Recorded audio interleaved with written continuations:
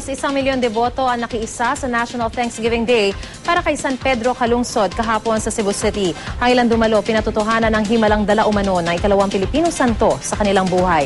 Balitang hatid ni Cara David.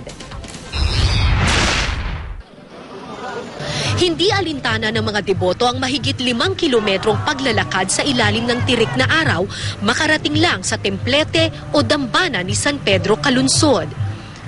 Kasabay nila sa prosesyon ng 81 karosa. Bandang 3:00 ng hapon, sakay ng isang ferry boat na mistulang lumang galyon, dumating ang hinihintay ng lahat, ang imahe ni San Pedro Calungsod.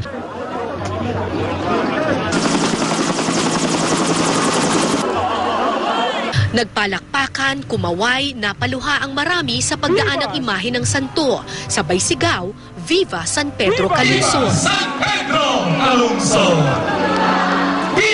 Pasado 5:00 ng hapon nang magsimula ang National Thanksgiving Mass sa pangunguna ni Cebu Archbishop Emeritus Ricardo Cardinal Vidal.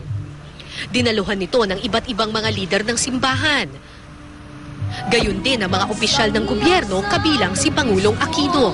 Halos 1 milyong deboto ang dumalo sa misa. Kabilang sa kanila si Joel Pabayson at ang anak niyang si Ryan.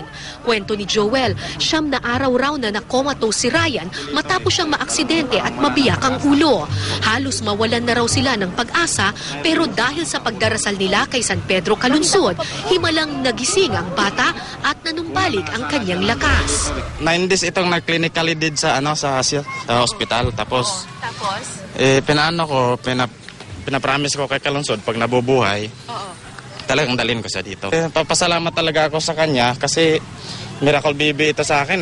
Kasi binigyan na ako ng pagkakataon, ng pangalawang pagkakataon na makasama ko pa anak ko. Pedro Calungsod, and Salamat. Salamat po.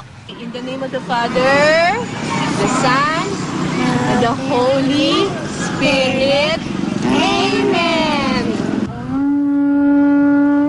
Nakilala ko rin ang debotong si Rosalio Baflor na kasama sa mga nagpatunog ng budyong, isang uri ng conch na ginagamit na sinaunang trumpeta. Di raw inakala ni Rosalio na ang instrumentong ginamit din noon ng mga katutubo para salubungin si San Pedro Calungsod ang magpapalapit sa kanya sa santo.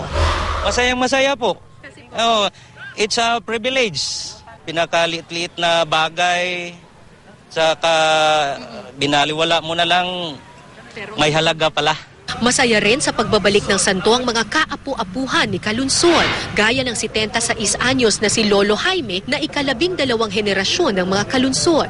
Pinaniniwala ang taga-Hinatilan Cebu ang ikalawang Pilipinong santo. Iba't ibang mukha ng debosyon pero iisa ang layon, ang magpasalamat at magbigay pugay sa isang kalahi na isinakripisyo ang buhay sa ngalan ng pananampalataya. Mula dito sa Cebu, Cara David, GMA News.